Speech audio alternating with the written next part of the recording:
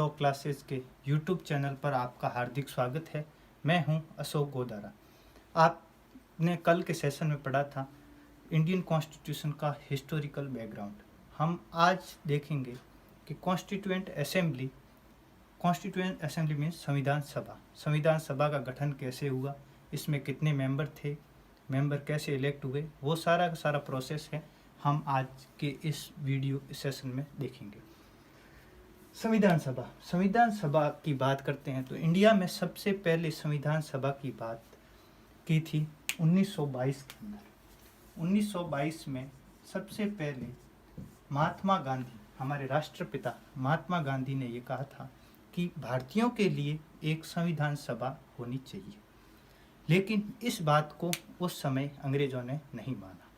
अब धीरे धीरे जैसे जैसे देश में आज़ादी के प्रति आंदोलन बढ़ने लगे, तब फर्स्ट टाइम अंग्रेज़ों ने ये माना कि इंडियंस के लिए एक कॉन्स्टिट्यूएंट असेंबली होनी चाहिए।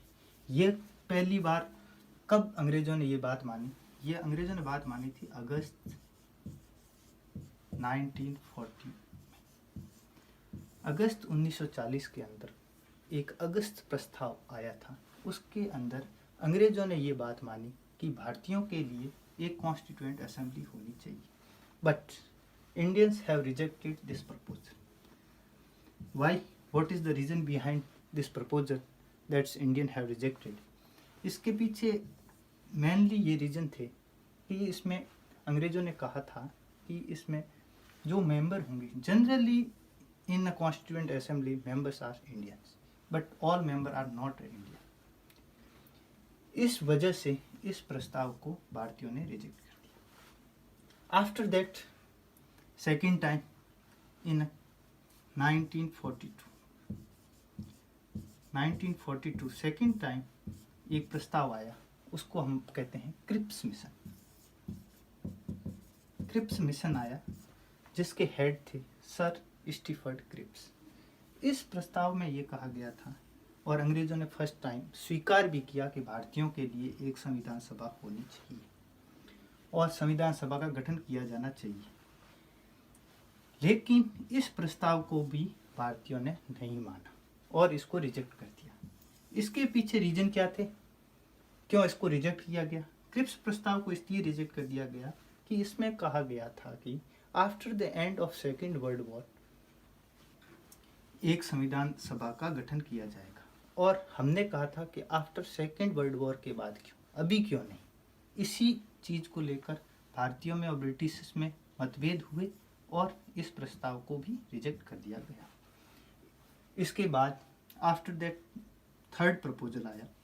वो कौन सा था कि वो आया कैबिनेट मिशन। कैबिनेट मिशन, इसका नाम कैबिनेट मिशन क्यों पड़ा? क्योंकि इंग्लैंड के 3 कैबिनेट मंत्री भारत के अंदर आए और इसीलिए इस मिशन को कहते हैं कैबिनेट मिशन। इसके अंदर ये 3 जो मिनिस्टर थे वो कौन कौन थे? इसमें इस कमेटी के जो अध्यक्ष थे वो थे सर पैथिक लॉरेंस, जो इस कैबिनेट मिशन के प्रेसिडेंट थे या चेयरमैन थे, वो थे सर पैथिक लॉरेंस। और दूसरे थे सर स्टीफर्ड क्रिप्स, जो क्रिप्स मिशन में थे वही को सर स्टीफर्ड क्रिप्स। और थर्ड थे एवी अलेक्जेंडर। ये 3 मेंबरों की जो कमेटी थी वो भारत के अंतर्गत आई और इसको कैबिनेट मिशन के नाम से जाना गया। इन्होंने भारत में कॉन्स्टिट्यूएंट असेंबली की स्थापना की। अब इन्होंने जो कॉन्स्टिट्यूएंट असेंबली की बात कही है, उसमें कौन कौन मेंबर होंगे, वो मेंबर कैसे चुने जाएंगे, वो अब आगे देखते हैं अपन। इस जो कैबिनेट मिशन ने जो प्रस्ताव दिया उसके अंदर ये बताया गया कि 389 मेंबर होंगे। टोटल कॉन्स्टिट्यूएंट असेंबली संविधान सभा के अंदर कितने मेंबर होंगे? 389। अब ये मेंबर कैसे चुने जाएंगे या नॉमिनेट होंगे, तो इसका भी इन्होंने एक तरीका दिया था। इसमें 296 मेंबर हैं जो इलेक्टेड होंगे और 73 मेंबर है जो नॉमिनेटेड होंगे। ये जो 296 मेंबर है जो प्रोविंशियल स्टेट थे उनसे इलेक्ट किए गए, और ये जो देसी रियासतें थी उनके द्वारा 73 मेंबर है उनका नॉमिनेशन किया गया, उनको नॉमिनेटेड किया गया। ये तो हो गई संविधान सभा का गठन, इन मेंबरों के द्वारा संविधान सभा बनाई गई। अब बात आती है कि संविधान सभा की प्रथम बैठक कब हुई। संविधान सभा की प्रथम बैठक हुई थी जो 9 दिसंबर 1946 में इसकी प्रथम बैठक हुई थी। इस बैठक की अध्यक्षता की थी डॉक्टर SD सिन्हा, सच्चिदानंद सिन्हा ने इस बैठक की अध्यक्षता की। और इस बैठक की अध्यक्षता डॉक्टर सच्चिदानंद सिन्हा ने क्यों की? क्योंकि इस जो 389 मेंबर थे इसमें सबसे सीनियर मोस्ट मेंबर वो थे जो डॉक्टर सच्चिदानंद सिन्हा थे, इसीलिए इनको इस बैठक का अध्यक्ष बनाया गया। और फर्स्ट इस कमेटी के जो कॉन्स्टिट्यूएंट असेंबली थी इसका टेम्परेरी प्रेसिडेंट भी, आंशिक प्रेसिडेंट या टेम्परेरी प्रेसिडेंट भी इनको कहा जाता है। इसकी अगली बैठक होती है 11 दिसंबर 1946। 11 दिसंबर 1946 को कॉन्स्टिट्यूएंट असेंबली की सेकंड बैठक होती है, और इस बैठक में परमानेंट अध्यक्ष को इलेक्ट किया जाता है। और कॉन्स्टिट्यूएंट असेंबली का परमानेंट अध्यक्ष डॉक्टर राजेंद्र प्रसाद को इस कॉन्स्टिट्यूएंट असेंबली संविधान सभा का परमानेंट अध्यक्ष बना दिया जाता है, प्रेसिडेंट बना दिया जाता है। अब बात आती है ड्राफ्टिंग कमेटी की। ये तो कॉन्स्टिट्यूएंट असेंबली बन गई। अब कॉन्स्टिट्यूएंट असेंबली में अलग अलग कमेटियां बनी, और हमारे लिए जो मोस्ट इम्पोर्टेंट कमेटी है उसकी बात करते हैं, वो है ड्राफ्टिंग कमेटी।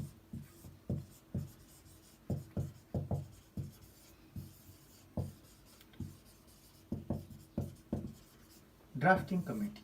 अब इस ड्राफ्टिंग कमेटी में टोटल कितने मेंबर थे? इस ड्राफ्टिंग कमेटी के अंदर टोटल 7 मेंबर थे। ये क्वेश्चन कई एग्जाम में पूछा गया था। हाल ही में जूनियर लॉ ऑफिसर जेएलओ के एग्जाम में पूछा गया था कि ड्राफ्टिंग कमेटी में टोटल कितने मेंबर थे। ड्राफ्टिंग कमेटी के अंदर टोटल 7 मेंबर थे, और इसके अध्यक्ष थे doctor BR Ambedkar. Doctor BR Ambedkar थे जो इस ड्राफ्टिंग कमेटी के चेयरमैन थे, और उसके अलावा 6 अदर मेंबर थे। इस ड्राफ्टिंग कमेटी ने अपने कॉन्स्टिट्यूशन को फ्रेम करना, तैयार करना शुरू किया, और इसने कॉन्स्टिट्यूशन कब बना के कंप्लीट तैयार कर दिया, वो डेट है 26 नवंबर 1949 को हमारा कॉन्स्टिट्यूशन बनकर तैयार हो गया। इस कॉन्स्टिट्यूशन को बनने में कितना टाइम लगा? हमारे कॉन्स्टिट्यूशन को टोटल जो फ्रेम करने में, बनाने के अंदर 2 वर्ष 2 ईयर 11 मंथ एंड 18 डेज, 2 वर्ष 18 माह और 2 वर्ष 11 माह और 18 दिन, 2 ईयर 11 मंथ और 18 डेज हमारे कॉन्स्टिट्यूशन को बनने में लगी। अब ये डेट है, इस डेट को हमारा संविधान बनकर तैयार हो गया, और हमने उसको अडॉप्ट भी कर लिया। हमने संविधान को अडॉप्ट कब किया?